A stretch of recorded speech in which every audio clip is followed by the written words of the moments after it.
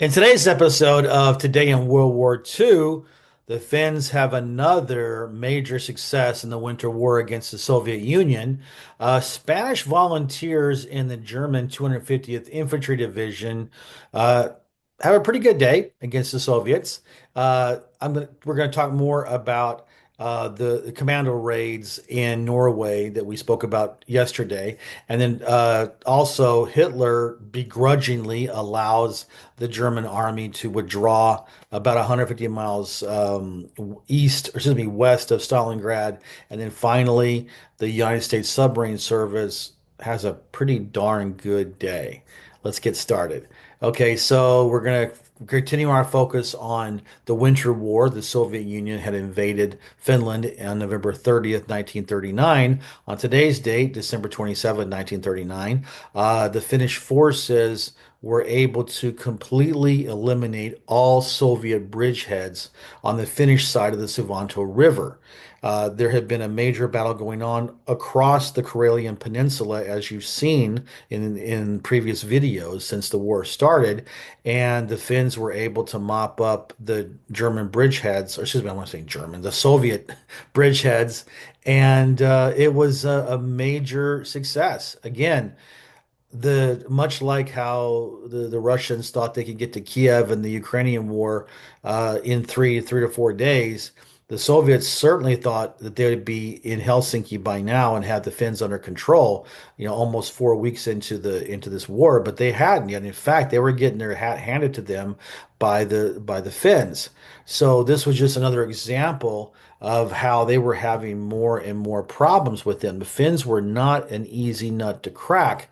And what I think is fascinating about this whole theater, and not just the Winter War, because as you're going to find out in future episodes, another war breaks out in 1941 between the Soviets and the Finns, and it was called the Continuation War. This was basically round one, but it was nevertheless all part of a 4 or 5 year process where the Finns were doing everything they could to avoid being sucked into the Soviet sphere of influence, and so they could have at least some kind of freedom, which, spoiler alert, they were able to accomplish. But today was just another example of how they were able to successfully resist.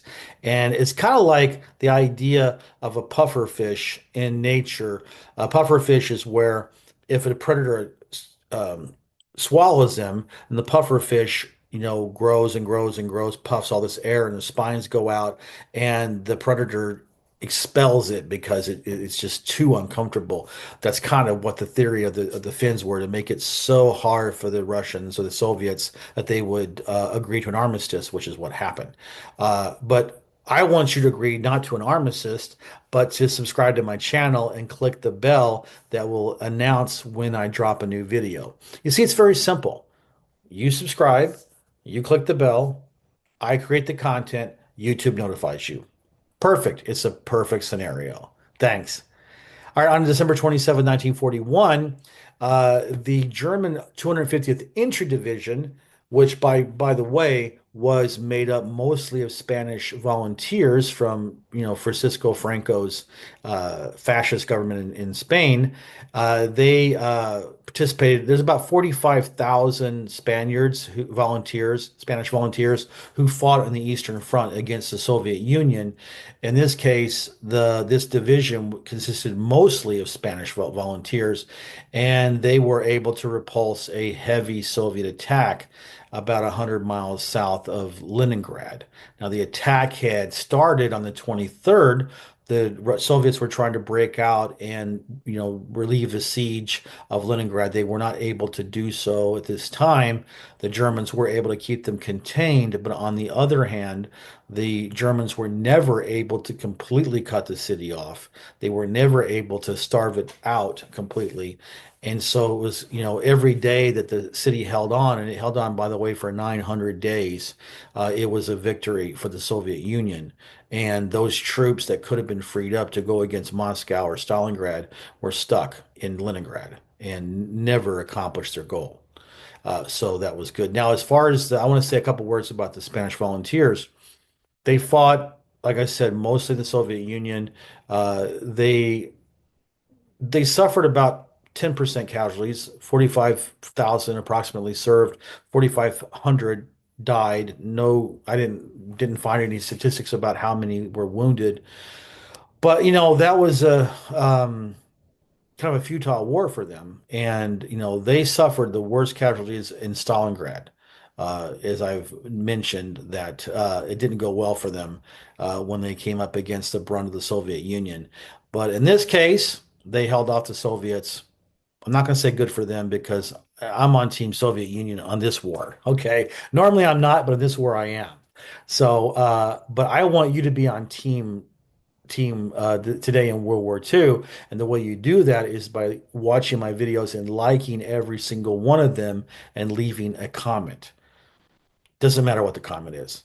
We just want the engagement. As I've talked about this, and I do this every single time because I'm consistent and I want to finally get you to understand why that's so important. Okay? So thanks a lot. On December 27, 1941, this was a continuation of the Royal Navy and the British Commandos and the Norwegian Army conducting raids in Norway.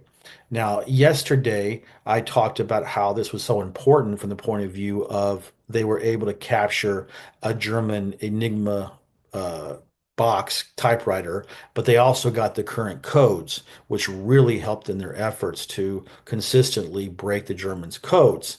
That was really important, and I talked about that yesterday. I'm going to be a little bit more strategic here and talk about the value that these commando raids um, generated because for the Allied cause, for the British, the Canadians, and the American sides. Why? Because this was a constant reminder to Hitler that the Norway was not a backwater place, that the Allies had not forgotten about it, and that it was a priority for them, that eventually they were going to invade Norway.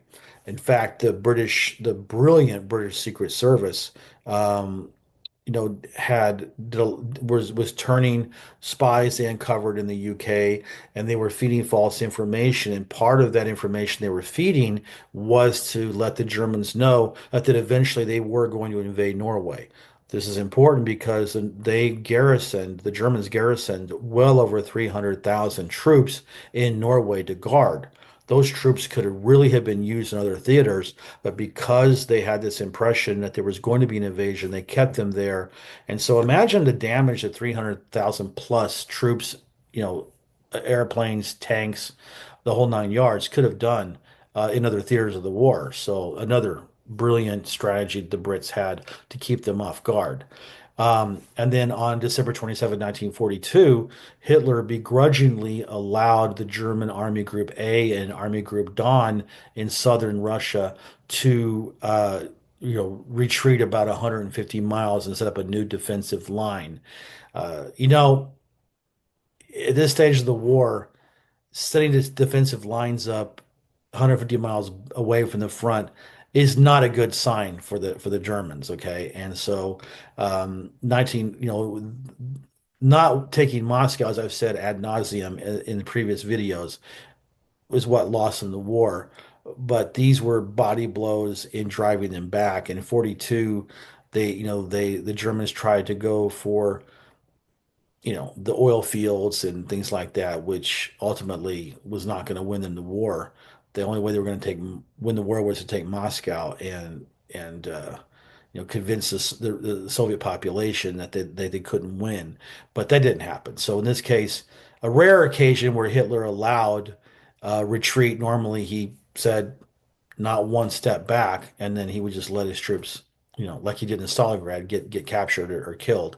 But in this case, it was interesting that he's kind of bowing to reality a little bit here and allowed them to retreat to a more manageable line. And then finally, on December 27, 1944, uh, we got a report from all the U.S. submarines in the Pacific Ocean. And they reported that during that time frame, they had sunk 27 enemy vessels in the Pacific and the Far Eastern waters. That's staggering. Think about how many merchant ships went down. If you really want to see what would have happened to the UK in World War One and World War Two if they had not been able to stop the battle or win the Battle of the Atlantic and not keep the Germans from starving them to death. Just look at what happened to Japan because we were able to succeed where the Germans were not able to succeed. And a lot of that has to do with the fact that our industrial might, we flooded the zone with submarines. Our captains were very aggressive. And if we hadn't, if the torpedoes had worked the first 2 years of the war, this could have happened, a couple years earlier. But they finally got the torpedoes figured out, and then it just became just a turkey shirt, a slaughterhouse when it came to to Japanese merchant vessels. So that was just gives you another clue about how effective that campaign was. That to this day does not get much press when people talk about World War II. Well, I want to thank you for watching this video. I love to give you guys content, so I will see you tomorrow.